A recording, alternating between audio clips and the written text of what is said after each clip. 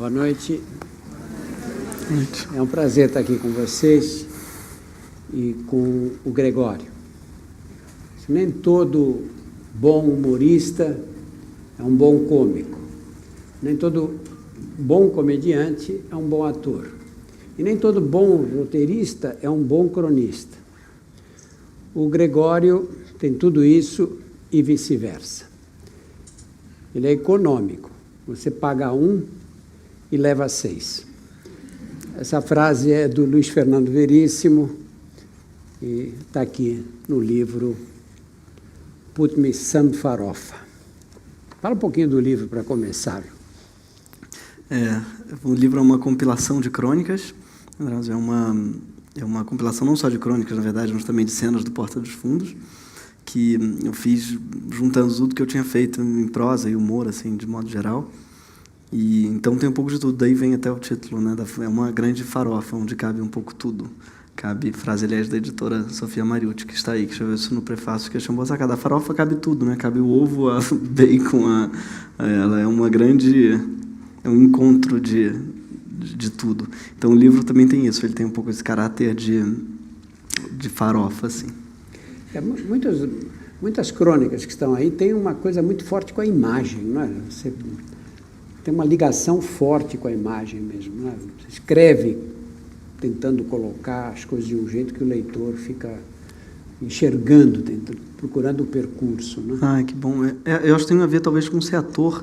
Eu já escrevo, em geral, eu escrevo pensando na cena, mesmo que não seja uma cena do Porta dos Fundos, eu escrevo tentando ouvi-la, sabe? Ouvir a cena, assim.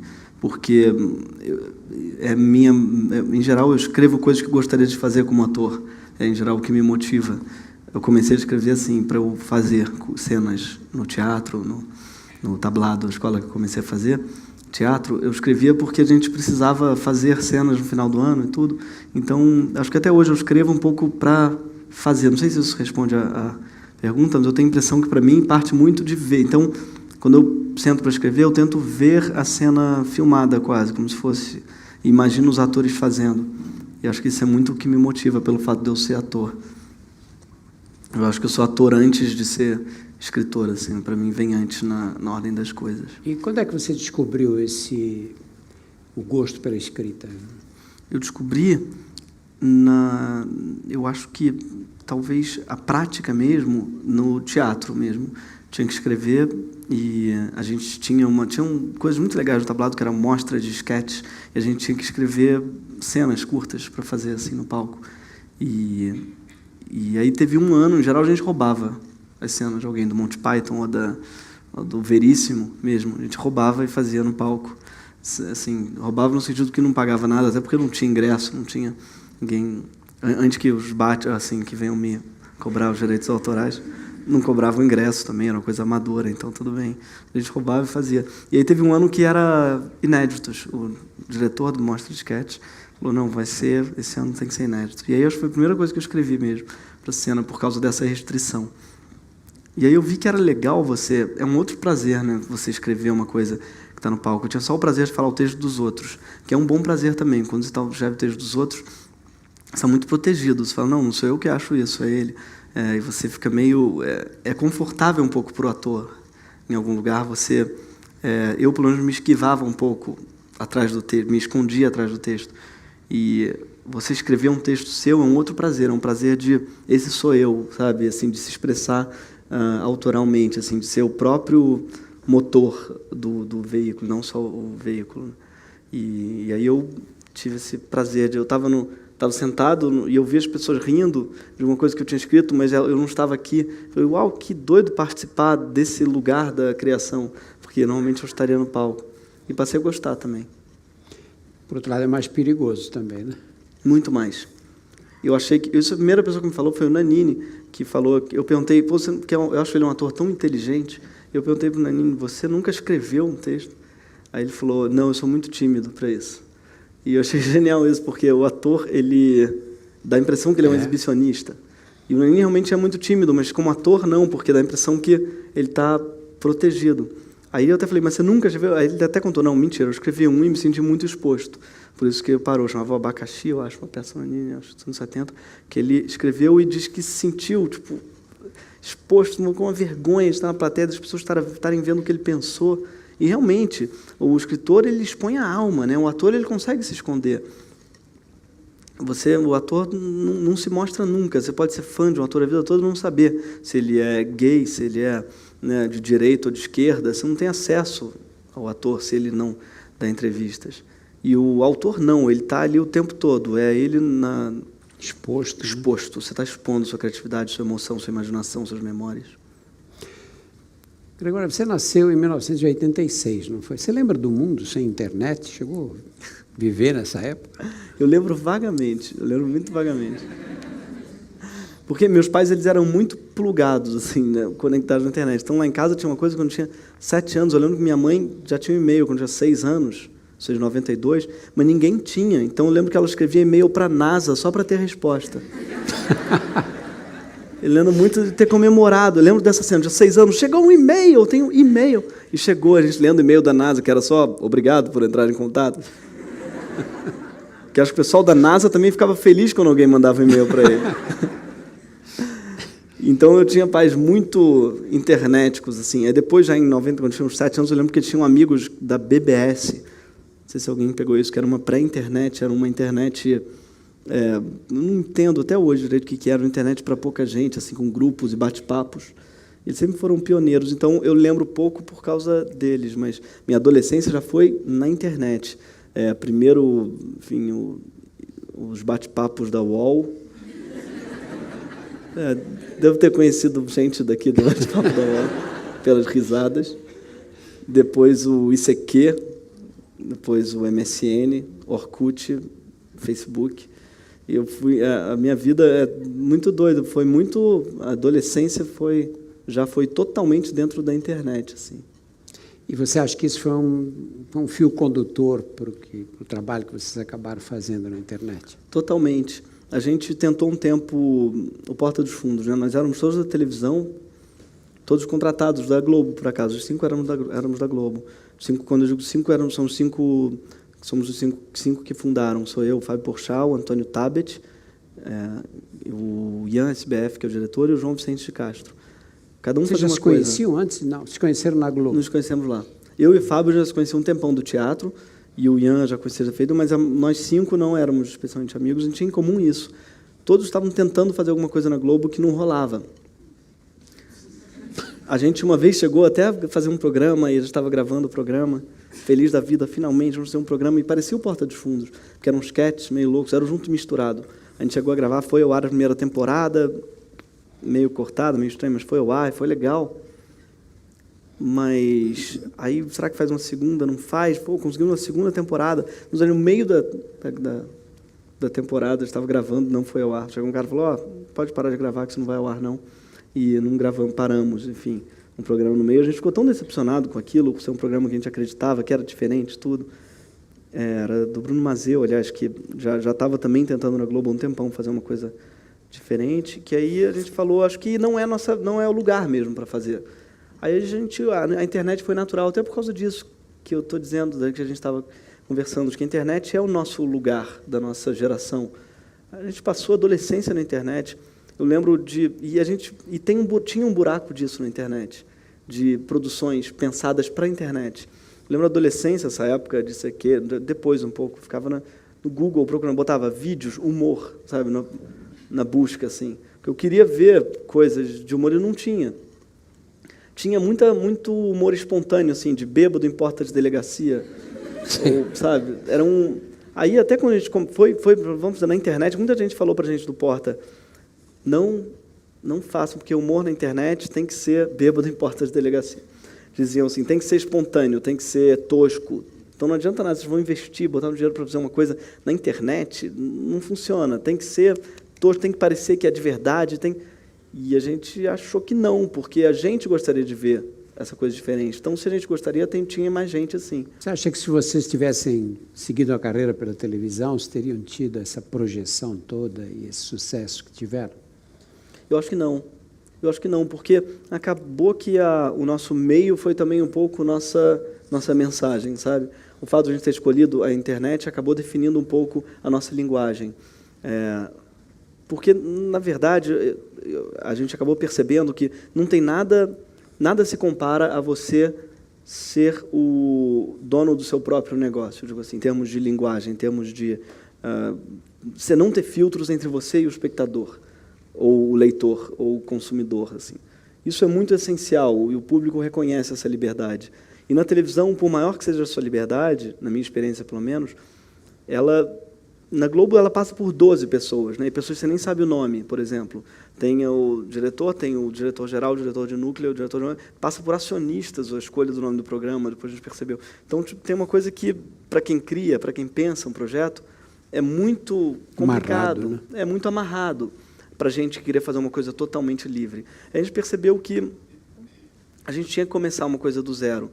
E a internet te dá essa liberdade de você falar o que você quiser, como você quiser, e você vai encontrar o seu público, eventualmente, se você tiver, né, assim, se tiver interesse. Porque também tem isso, as pessoas acham que qualquer coisa na internet bomba. Também tem outro pensamento, que é, na internet é muito legal, você põe lá e já viraliza. Quando, na verdade, não, a concorrência é imensa. Cada dia tem um número absurdo, que é tipo de, sei lá, os números de vídeos por dia no YouTube é da ordem do 1 milhão. Acho que é 1 milhão de vídeos por dia, que são...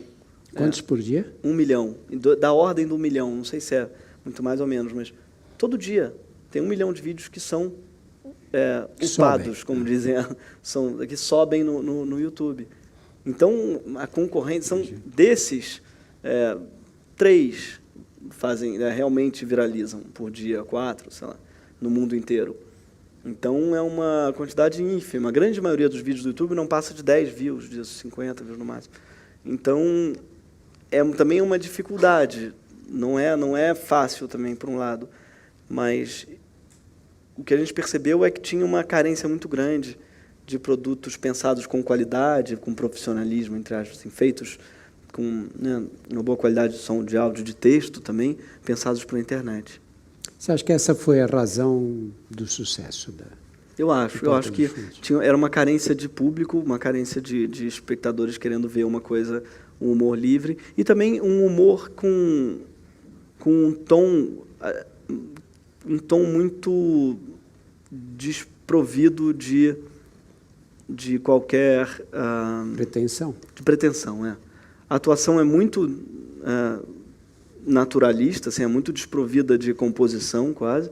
E eu acho que isso aí também atrai um pouco o público jovem. A gente, pelo menos, eu sentia um pouco, quando eu via, às vezes, o humor no Brasil, sobretudo televisivo, um tom tudo muito carregado na tinta. Então, e muitos estereótipos também. Isso sempre incomodou muito a gente no humor brasileiro. Sabe, tem... o gay é um gay que não existe mais, por exemplo, que só talvez nunca tenha existido, que fala de determinada maneira e se veste com um fular rosa ou isso em relação a tudo. A loura é burra e o humor na televisão era muito baseado em alguns estereótipos. Né? Ou o português burro também, tinha uns piadas que a gente, são estereótipos que caducaram, sabe, na nossa geração. Que não é uma geração que conta anedota, por exemplo. A anedota é uma coisa que ficou um pouco também, que deu uma caducada. Ninguém mais conta, tinha um português, uma loura difícil. Então, de alguma maneira, também... Verdade, ninguém conta piada. Não se conta mais, a anedota está morrendo, dá até saudade às vezes. E o humor da televisão não tinha percebido, ele era muito anedótico. Ainda é. E sem graça. Né? E sem graça. Porque... Eu estava evitando falar isso. Você não pode, mas eu posso. Ele tinha uma coisa que era... Porque eu acho que tem 1000 maneiras de fazer humor, eu não quero dizer que tem só 2, mas eu acho que tem 2 grandes linhas. Você ri de uma coisa por 1000 maneiras, né? E eu acho que tem 2 grandes coisas que fazem rir, que uma é a confirmação de expectativa, que é, você quer ver que essa pessoa vai falar isso? Quer ver? Ela fala e, olha, falou, é verdade. Né? Isso acontece com o bordão. O humor do bordão é muito isso. Você espera que a pessoa diga aquilo e você ri porque ela fez exatamente o que você esperava. E tem isso no sentido mais amplo, que entra uma loura no lugar e ela vai ser burra e ela e você ri dessa confirmação. O humor de inversão de expectativa também é engraçado, é quando é o oposto disso. Quer ver que ele vai falar, não falou o contrário. Isso também gera uma graça. E é o que a gente tenta mais trabalhar no Porta, que você subverter um pouco o que se espera, né, entre aspas, assim, daquele personagem, daquela situação clássica. Então, Por exemplo, tem a velha tradição também do humor brasileiro de rir de minoria. Quando eu falei de gay, falei de loura, tem o caipira. Né? O humor brasileiro é muito baseado nas minorias mesmo, como alvo das piadas. E a gente percebeu também que faltava um humor no Brasil que risse do opressor. A gente percebeu que não tem grandes temas tabus, embora a gente tenha sofrido um processo ou outro, não tem... a gente não perdeu eles, o que é um bom sinal. Não tem temas tabus. Por exemplo, racismo. A gente tem alguns sketches sobre racismo, mas que batem no racista. Tem um, por exemplo, foi muito ousado. A gente leu um sketch do Fábio da Ku Klux Klan, que eu adoro, que é um cara que reúne vários amigos para começar com o Ku Klux Klan, estão todos com aquele chapéu branco, ele fala, gente, é o seguinte, está todo mundo aqui, podem tirar os chapéus, vou organizar um projeto novo, as pessoas tiram e só tem negros. Aí ele começa, na verdade, não desiste, gente, não era nada não. Como assim, se fez a gente vir até aqui? E aí tem esse constrangimento do cara que tentou criar o Ku Klux Klan, que só chamaram negros para a reunião. E aí ele não é nada, esquece, gente. E você bota o racista numa situação constrangedora. E não é menos engraçado, porque é socialmente, como é que se diz, consciente. E eu acho isso importante também, e não tinha muito isso no humor brasileiro. Tinha uma impressão um pouco de que a reflexão atrapalhava a piada. No humor eu digo mais televisivo, porque a gente tinha humoristas, imagina, geniais, inteligentíssimos, o Milordo, desde o Barão de Tararé, maravilhoso. Sim, a gente tem uma tradição de humor pensado, inteligente, claro, veríssimo, mas eu digo, no humor televisivo parece que filtrava essas camadas e não chegava lá a inteligência do nosso humor escrito, nosso humor de texto. Você tem algum limite, assim, olha, tem tal assunto que a gente melhor não tratar, ou vamos deixar de lado? O Islã, um pouco, né? Por quê?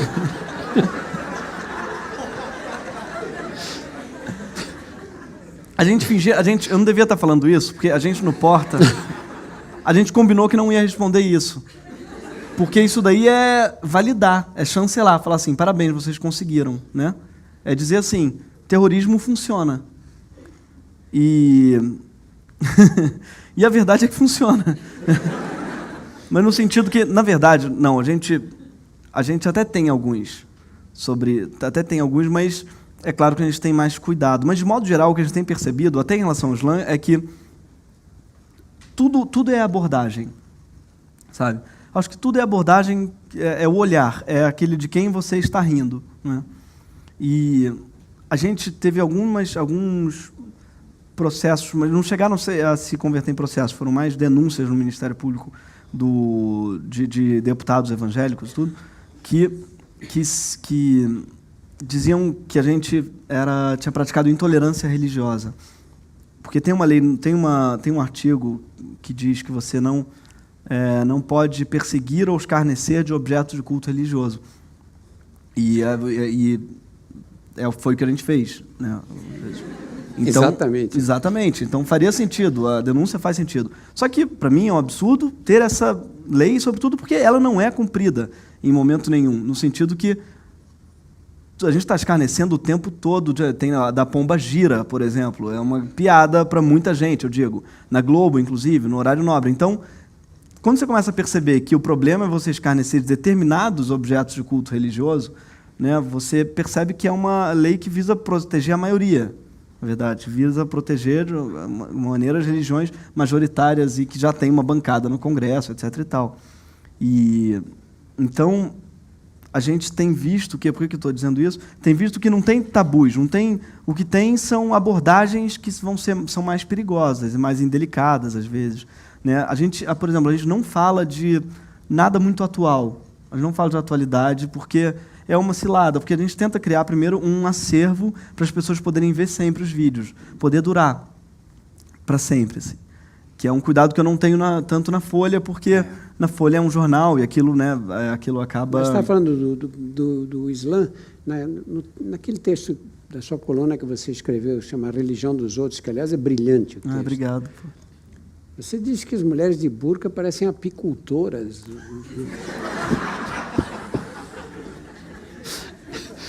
Você acha uma imagem um pouco forte, assim?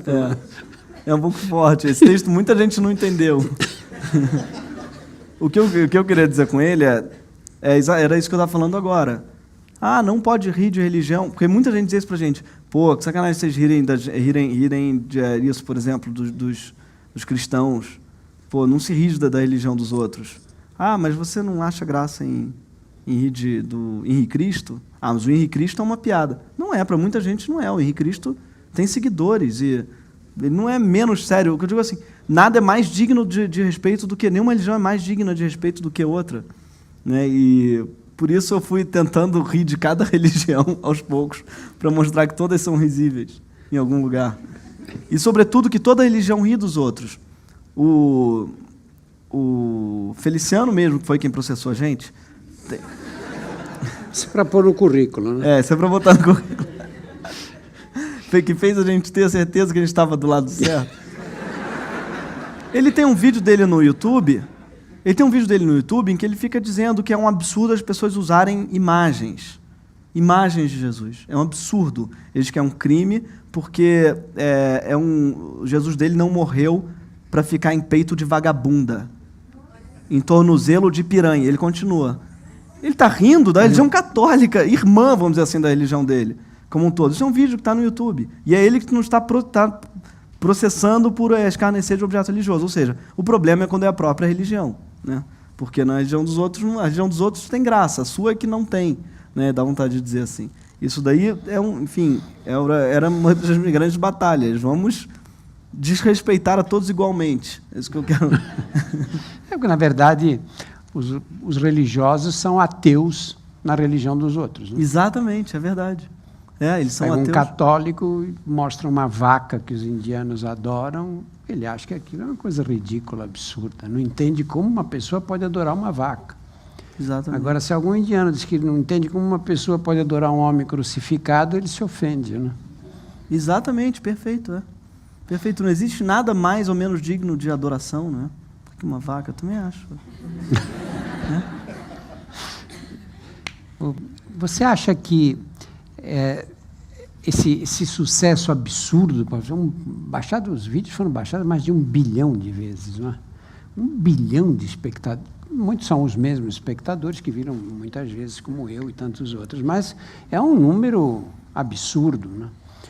Esse tipo de comunicação, nesse sentido, muito mais ágil que a comunicação televisiva, né? Porque você viu aquilo, acabou, pronto, passa. Né? E você tem os vídeos na internet, você vai lá, baixa aquele mundaréu de vídeos. Né? Eu acho que isso criou um caminho, além de proporcionar mais independência, um caminho de comunicação mais forte, você não acha? Eu acho. Eu acho que é um outro tipo de relação entre o leitor, /espectador, e o produtor de conteúdo, o escritor, que é uma relação baseada no pedido, né, do espectador, assim, no famoso on demand, que gera um outro tipo de relação, porque todo espectador nosso escolheu assistir a gente. E isso gera um tipo de relação muito poderosa, porque ninguém obrigou eles a assistir, eles não estavam num bar, ele estava passando na televisão, ele teve que ver, sabe, não foi empurrado a eles, goela abaixo. Todos optaram por aquilo. E também de confiança, porque eles compartilham, são nossas antenas, são nossos espectadores. Não é? A gente tem uma relação de sociedade, de parceria com eles. Porque no dia que os espectadores resolverem não compartilhar nosso vídeo, ninguém vai ver o nosso vídeo, porque não tem nada que espalhe ele a não ser as pessoas.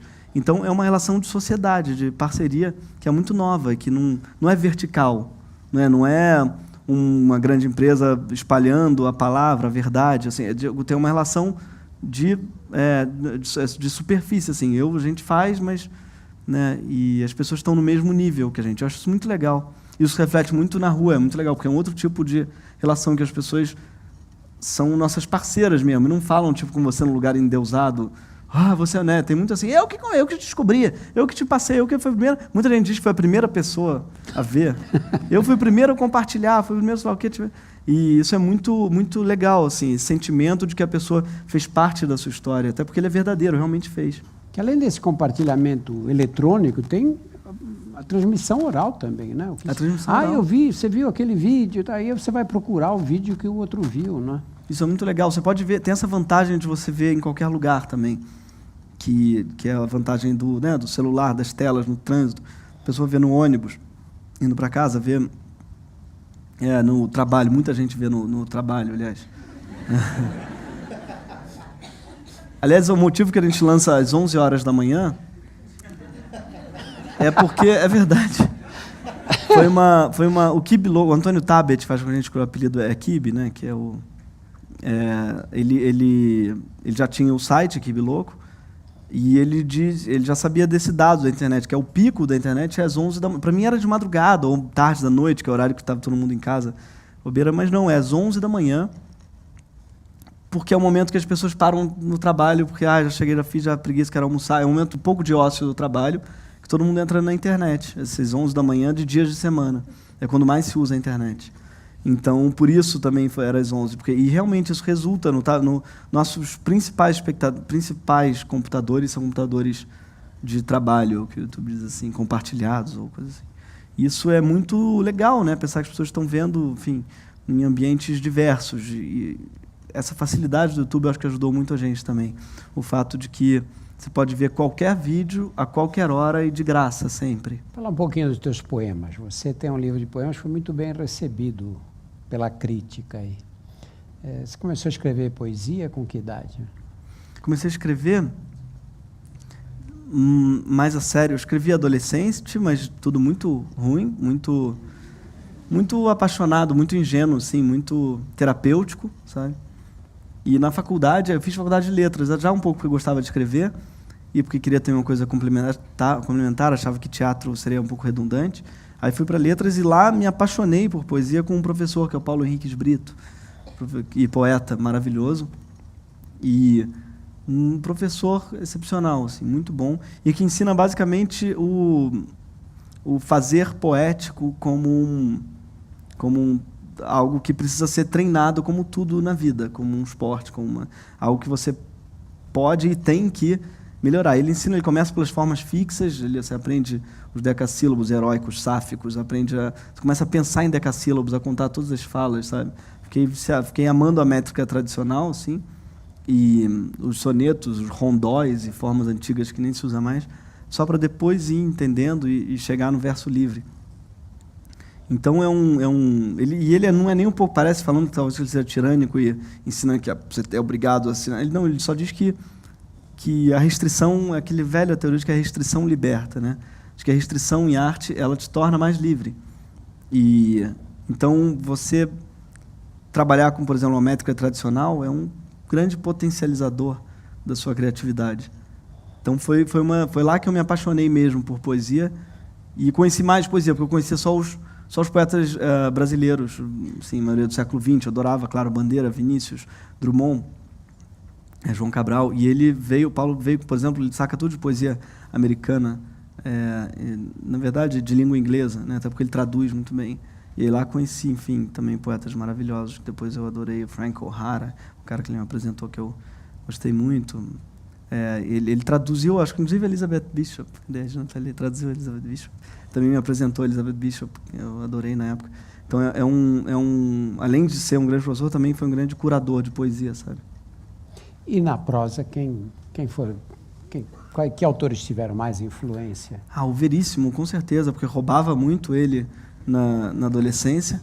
E até hoje, até escrevi um sketch sobre isso, chama Cabeça do Gregório, que é dentro da minha cabeça as ideias caindo, sim, caem poucas, e aí de repente caem umas, volta e meia, fala, não, isso aqui é do Veríssimo, ele está roubando. E eu tenho o tempo todo escrevendo fugir dele, porque ele escreve em jornal há, sei lá, 40 anos, 30, 50, que ele escreve. Bem, sempre impecável, sempre. Aí eu tenho que fugir dele o tempo todo, porque tem que sempre lembrar, não, isso o Veríssimo já falou melhor, sempre. E o Prata, claro, Antônio Prata, o Mário Prata, pai, também eu gosto muito. Os nossos cronistas, Paulo Mendes Campos. A gente tem uma tradução de Rubem Braga, claro, uma tradução de crônica muito boa no Brasil, né? Eu acho excepcional, assim, talvez nossa grande, sei lá, não sei se nosso grande gênero, mas eu, pelo menos, sou apaixonado pela crônica brasileira, assim, mesmo, acho um gênero maravilhoso e pouco respeitado, assim, pouco, sei lá, pouco, né, admirado. Gregório, fala um pouquinho do teu dia a dia, assim, como é que você organiza a semana? Toda segunda a gente tem reunião de roteiro do Porta, seria hoje, aliás, faltei por estar aqui. Toda segunda noite a gente tem que trazer 3 roteiros cada um leva 3 textos, cada um. A gente só aprova uns 4, 5 então a maioria a gente joga fora, ou manda reescrever para a semana seguinte. Somos 4 roteiristas, então são 12 por semana. Ou seja, segunda, em geral, eu passo o dia escrevendo já esses textos do Porta. Terça é um dia que a gente grava o Porta de Fundos, então passo, em geral, o dia gravando quando eu estou. E sexta, domingo, eu, em geral, viajo com peça. Estou viajando há 3 anos com meu monólogo pelo Brasil. E fora, aí nos outros espaços, eu escrevo a Folha, em geral, eu escrevo na quinta ou na sexta, assim, e outros projetos, como agora, por exemplo, estou ensaiando uma peça de improvisação. Parece que não ensaia, mas a gente ensaia a beça. É um treino, a gente treina muito, porque a gente vai fazer uma peça que é uma improvisação de formato longo. É 1 hora de improviso. E até lembro um pouco uma coisa, fazer muito improviso, mas improviso curto, de 2 minutos. E o improviso de 1 hora é outra coisa completamente diferente. Porque a gente pede uma sugestão para a plateia, no caso a gente vai pedir uma palavra só, e pronto, isso é o bastante para a gente contar uma história longa, sem combinar nada. Esse é o que a gente está ensaiando. É uma loucura, é um trapézio sem rede, assim. Mas é muito prazeroso também para a cabeça e precisa de muito treino. Então eu estou agora, nesse momento, ensaiando essa peça. E esse conjunto de habilidades que você tem de escrever textos jornalísticos, escrever para teatro, roteiro de cinema, os roteiros para a Porta dos Fundos, ser ator ao mesmo tempo. As pessoas não costumam perdoar aqueles que têm diversos talentos. Né? Isso te causa problema, assim? Por que, menino, o que você quer? Qual é a tua, afinal? Causa. Eu sinto que as pessoas... Não chega a ser problema, mas é até um problema interno mesmo. Eu não sei o que preencher na ficha do hotel, sabe? Nunca sei o que botar aí, porque eu acho que... porque eu acho que, no fundo, tudo é a mesma coisa, sabe? Eu acho que é muito parecido o que eu faço no Porta, o que eu faço na Folha, ou mesmo livro de poesia. Eu acho que todos estão dizendo, de alguma maneira, a mesma coisa, sabe? São linguagens diferentes. E é meio de família essa esquizofrenia artística, porque eu tenho uma avó que era... Tinha uma avó que morreu, ela era pintora e pianista e compositora de marchinhas de carnaval. E enxadrista, amadora também, jogava xadrez super bem. E ia na praça, disputava com todo mundo que vinha, dizia que nunca tinha perdido um jogo. E tinha essa avó, que era também pintora e pianista, então ela tinha essa coisa. E eu lembro, ela morreu com 92 anos, eu lembro uma vez, com 90 anos, eu fui na casa dela, e ela estava meio triste, eu falei, o que houve, vó? Tudo. Ela falou, porque eu ainda não sei o que eu quero ser. Eu achei tão bonito isso. Ela morreu com essa dúvida. E acho que eu estou condenado a seguir o mesmo caminho. Porque eu acho essa dúvida boa. Quando eu estou cansado de uma coisa, eu vou para outra, sabe? É uma coisa que o próprio Porta de Fundos, às vezes, exaure a gente. Não quer se olhar no olho, porque é uma convivência extrema, sabe? Então, para mim é muito bom ter uma peça, por exemplo, nos finais de semana, que me impede de, mas você tem que ficar livre deles. Totalmente, tem férias deles. E até férias do Rio também, que é uma cidade que eu adoro, mas que de vez em quando é muito cansativa, é muito repetitiva, e é muito bom poder sair, por exemplo. Então eu gosto muito de ter, por exemplo, esse monólogo que eu faço já há esse tempo, que me dá um escape, umas férias de tudo que eu estou acostumado a fazer. Você estava falando do Rio, a tua infância foi no Rio de Janeiro, não é? Como foi a infância? Foi uma infância muito, muito boa, muito feliz, porque eu tinha muitos irmãos, tenho 3 irmãos, e é uma infância de, sei lá, muita gente em casa, e sempre uma casa muito festiva e com essa avó maluca tocando piano, uma casa muito, muito alegre, assim. Eu estudei no Liceu Molière, que é uma escola francesa, mais sisuda, bem séria, assim. Eu lembro de ter muito esse descompasso entre uma família louca em casa, de artistas e tudo, e uma escola seríssima, que eu sempre entrava em conflito com os professores, com as instituições, assim, que era bem, bem careta mesmo, mas eu acho que olhando agora foi bom, embora eu odiasse na infância, foi bom para eu ver um pouco que existia um mundo fora da minha casa, sabe? Um mundo em que as pessoas acordavam cedo porque minha casa não tinha rotina, meus pais nunca tiveram uma rotina séria, são músicos. Meu pai é saxofonista e escultor, porque também tem a esquizofrenia materna. Minha mãe é cantora e agora está escrevendo um livro e realmente, então foi bom ir para uma escola que tinha o contrário disso, mas foi uma infância que tinha muito esses dois mundos dos meus amigos da escola, todos franceses, aliás, ficaram na escola francesa, a grande maioria era francesa mesmo, então era outra cultura completamente diferente, e lá em casa, que era essa zona, assim. E no Rio, que é uma cidade que propicia, né, muito você não trabalhar. Essa é a verdade. O Rio é muito difícil você trabalhar no Rio, porque tudo te chama para o lazer. É uma natureza deslumbrante, é uma vida noturna que não para todos os dias, segunda, terça, quarta. É uma vida noturna na rua. É isso que eu acho sedutor no Rio, porque eu nunca gostei de boate, de entrar em lugares fechados e ficar ouvindo uma música alta. O Rio, você passa por toda praça, tem uma pessoa tomando uma cerveja. Qualquer botequim. Qualquer botequim está cheio durante todo o dia. Então, tudo te convida com pouco dinheiro. Com pouco dinheiro. Se divertem. Exatamente, é. E eu gosto muito dessa cultura de praça do Rio, sabe? Onde as pessoas se encontram e bebem. Tem o Baixo Gávea, a Praça São Salvador, que também é uma graça. Tem as praças que as pessoas vão e se encontram. O que é muito legal, assim, esse encontro democrático, gratuito. Mas, ao mesmo tempo, é um convite terrível para... E hoje você consegue ter essa disciplina mesmo de cumprir horários e de horário para escrever, horário para gravar, horário para viajar com a peça? Você consegue tocar bem essa rotina? Não, mas eu tô melhorando, Porque algumas coisas que, por exemplo, peça, eu acho muito bom peça para mim, porque não tem como, nunca faltei nem nunca cogitei não ir, porque teatro, ele, né, é uma locomotiva, você não vai, você tem que ir, não tem questionamento, eu só vou entregar amanhã, não, você vai entregar não, você está na peça, né? E escrever tem um pouco isso, as fronteiras são mais fluidas, né? Eu toda semana na Folha eu atraso, toda semana, a tal ponto que eu já estou... Porque eles combinaram você atrasa quinta. O horário de entrega. Eu tenho que entregar quinta, porque é na segunda. Então, acho que eles já cobram de mim antes, sabendo que eu atraso. Cobram bem antes. Cobram bem antes. Mas aí eu fui percebendo que não tinha problema eu entregar na sexta. E não tinha problema eu entregar no sábado. Aí eu fui testando o limite deles, até eu vi que eles ficam desesperados mesmo. Sábado ao meio-dia. Sábado às 3. Às 3?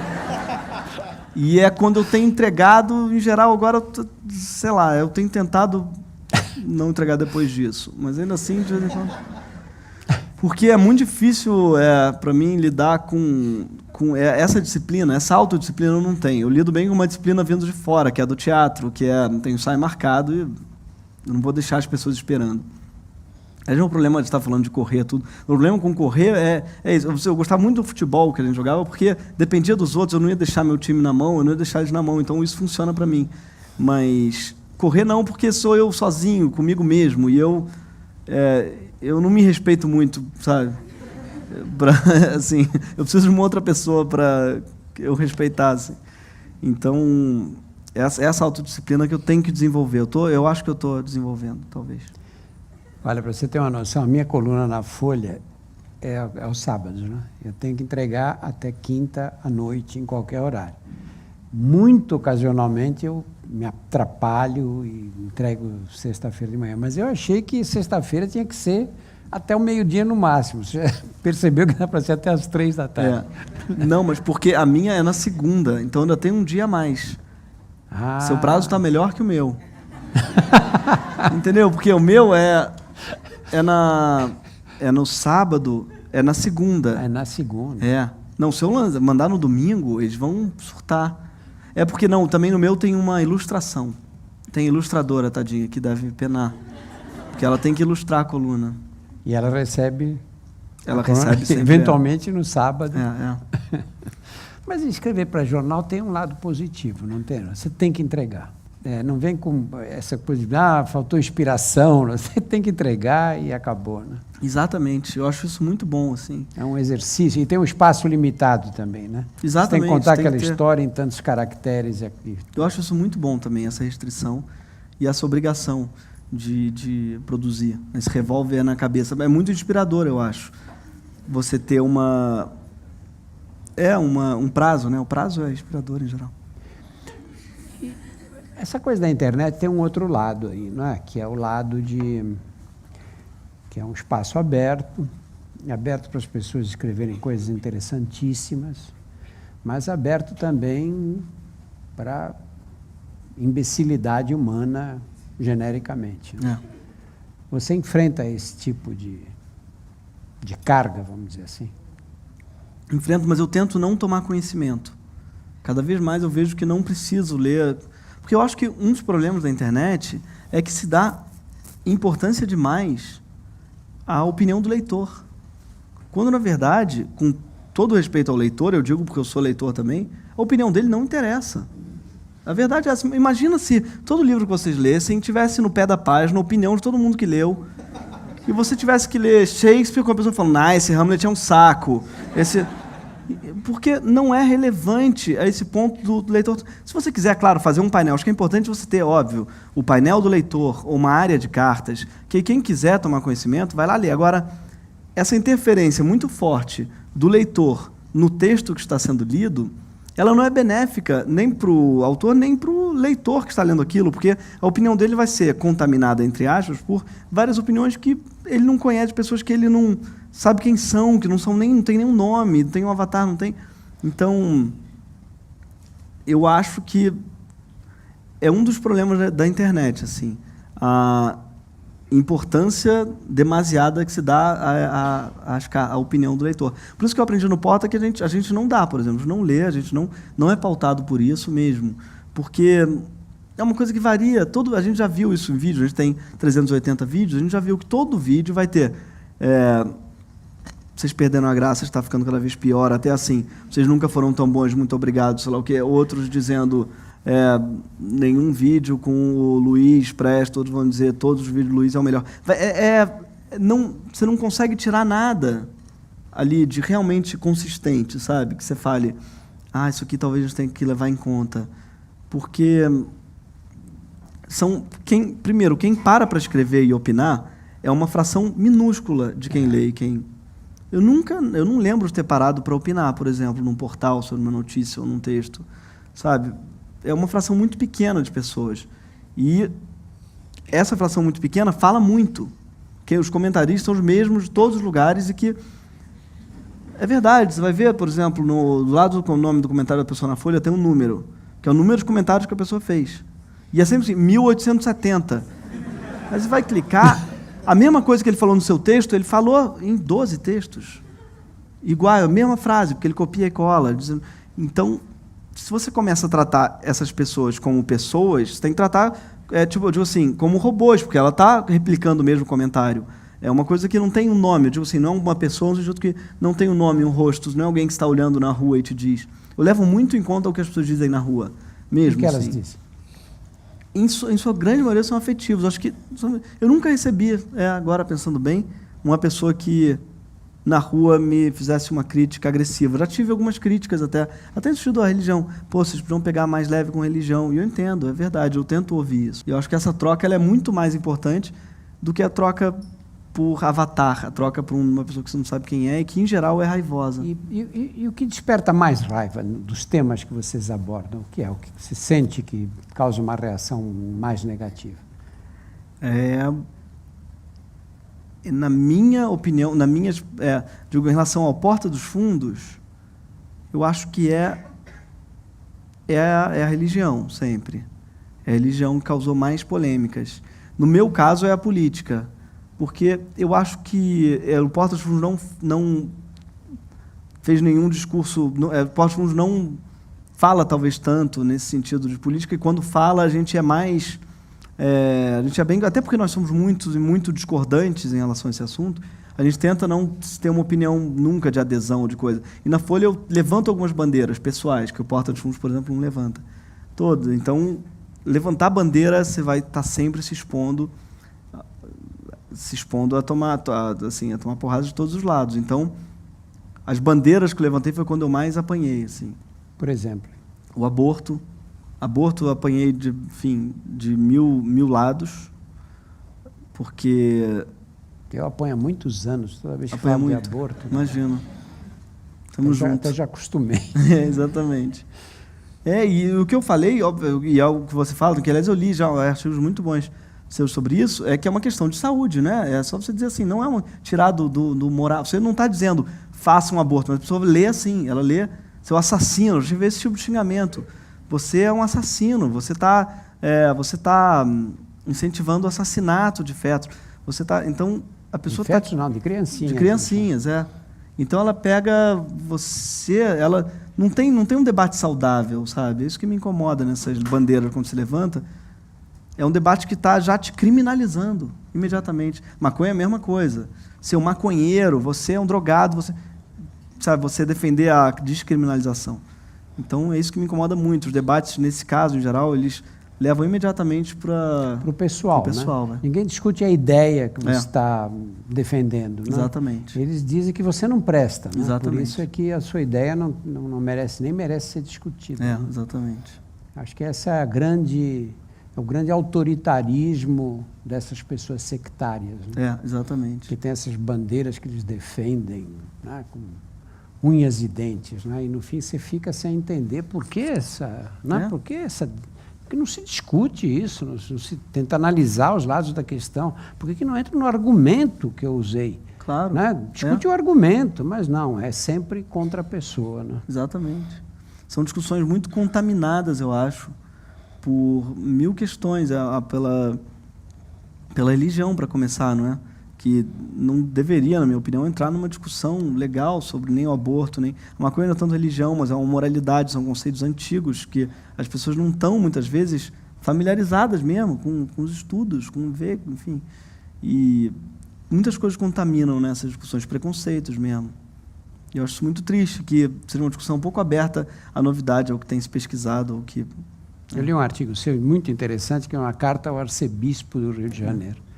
E eu não lembro mais o que o arcebispo não tinha gostado que você falou. Ele falou que o Porta dos Fundos era de péssimo mau gosto. Péssimo mau gosto. Eu achei que ele escreveu, é ótimo que ele escreveu, começou por essa discussão do que é um péssimo mau gosto. Talvez fosse um bom gosto, né? Pois é. Péssimo, talvez a negação da negação. Mas é interessante essa coisa, né, de você ter essa liberdade, né, de fazer essa discussão. Nesse artigo ele dizia que a Igreja condenou Galileu Galilei. E condenou não por ele ter dito que a Terra era o centro do Sol, a Terra o centro do Sistema Solar, mas que a Terra girava em torno do Sol, porque isso já tinha sido dito antes, mas por um artigo que ele escreveu, né? E, na verdade, era isso mesmo, né? Que você não pode... Tem pontos que você não pode tocar no poder, né? No poder exatamente, dominante, né? O Galileu fez quase um sketch do Porta dos Fundos. Porque ele escreveu uma tese que era uma tese não só correta, né? Brilhante, etc., mas como ele botou um personagem burro, que era o Simplício, que era o católico. Era o cara que dizia assim, não, você não sabe de nada. E fez um personagem burro, fez diálogos com um idiota e a igreja vestiu a carapuça do idiota. Falou assim, tá rindo da gente. Foi isso, que essa foi, acho que o que pegou mesmo, né, assim. E a igreja lida mal mesmo, historicamente, com o humor, né. Aí diz que o Galilei foi perdoado depois pela igreja, né, chegou à conclusão que não cometeu nenhum crime, mas isso na década de 80. E a conclusão do Gregório é que, realmente, o sistema judiciário da igreja é mais lento do que o sistema brasileiro. Exatamente, demoraram 500 anos. Gregório, você vê o futuro aí, o que você tem, o que você pensa fazer na tua vida daqui em diante? Você tem alguma coisa que você não conseguiu realizar ainda, que você gostaria de fazer? Ou de que maneira você está encaminhando? Muita coisa, eu acho, até não sei nem por onde começar. Eu estou gostando muito de escrever cada vez mais, quero escrever coisas... coisas longas. Estava a fim de escrever um romance, porque é um pouco até pelo mesmo desejo que eu tô com essa peça de improvisação longa, ensaiando, e é tão bom contar uma história, né? Uma história só. E o Porta é muito legal, mas a gente nunca desenvolveu uma narrativa, por exemplo. Narrativa curta, assim como as crônicas, né?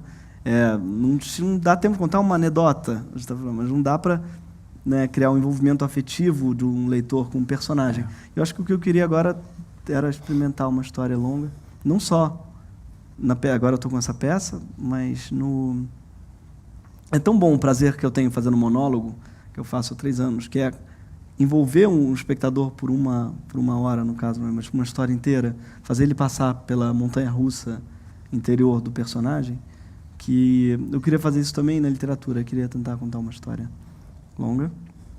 E o que mais? No Porta a gente vai fazer um filme também. Longa-metragem. Longa-metragem também. E, enfim, queria... Sei, é difícil essa pergunta. Queria ter uma vida mais saudável, não é porque eu estou falando com você. Mas eu causo isso nas pessoas. Você causa, né? As pessoas olham para mim e ficam se sentem mal, pouco à vontade. Tem uma história não sei se é verdade, do Marcos Caruso, né, que confundem ele com você. E tem uma história, não sei se é verdade dele ou não, que ele estava no avião, uma senhora do lado olhou para ele com um sanduíche e perguntou assim, posso? E ele demorou a beça para entender que ela estava confundindo ele com você. E você deve ter isso o tempo todo, né? Na vida, assim, o tempo inteiro. E cigarro, então? Cigarro, é. Nossa. Muita história, eu né? fumei 19 anos. Fumou? Minha geração toda fumou. Não tenho moral nenhuma. Mas as pessoas, eu vejo senhores de idade. Na Vida Paulista, eu venho andando, de repente, vejo que ele põe um cigarro para trás. Esconde o cigarro. Não acontece uma vez, 2, toda hora, assim. Que maravilha! Festa, então, no tempo que podia fumar e tal, era um quebra-rodinha. Eu chegava na rodinha e espalhava, todo mundo ia fumar para lá. Que droga! Agora são os sedentários, esses que são os que têm mais problema comigo. A pessoa começa a correr, né? Ela já começa a alongar. Eu vivo dizendo que o homem tem que andar, que a mulher tem que andar, que o corpo humano é uma máquina que foi feita para um movimento e tal. E fica todo mundo complexado, né? Os que não fazem sabem que estão errados. E quando me veem, eles se sentem mal. Claro. É horrível fazer esse papel. Gregório, muito obrigado. Pô, adorei o papo. Por muito essa obrigado. conversa. Eu não falei ainda, mas eu sou muito fã seu, de verdade. Sou há muito tempo. Sou leitor e fã. Muito obrigado pelo Igualmente. Eu queria ter começado a fazer o que você faz quando tinha a sua idade, entendeu?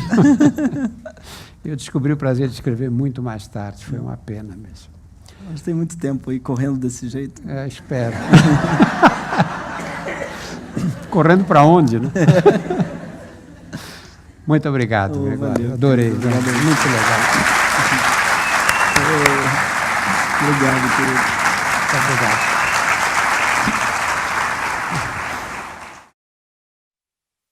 Legal. Muito legal, cara. Essa do cigarro é muito boa, do cara escondendo o cigarro. Puta, mas acontece toda hora, toda hora. Vou contar uma coisa aqui que vale a pena, da história da vida privada. Eu escrevi esse capítulo depois de assistir no cinema numa sala de cinema brasileiro, aquele filme que é um grande livro, 12 anos de escravidão, né? Os 12 anos como escravo, né? E eu fiquei muito impactada com o filme, apesar de achar que o filme tem muito uma perspectiva só vitimista. Eram vítimas, sim, os escravos, ninguém nega que eram vítimas, por isso que no livro nós chamamos de escravizados e não escravos, porque escravizado é uma circunstância, não é uma definição, né? Ninguém foi escravo no passado. Né? As pessoas foram africanas no passado, foram muitas coisas, não foram escravos. Escravizado é uma situação. Mas o que me impressionou muito, Drauzio, foi a reação da plateia brasileira. As pessoas saíam muito aliviadas, dizendo assim, puxa, que bom, hein? Que bom que aqui não foi desse jeito, né? Lá nos Estados Unidos, vou te contar uma coisa terrível. Gente, tinha criador de escravo lá, uma coisa terrível.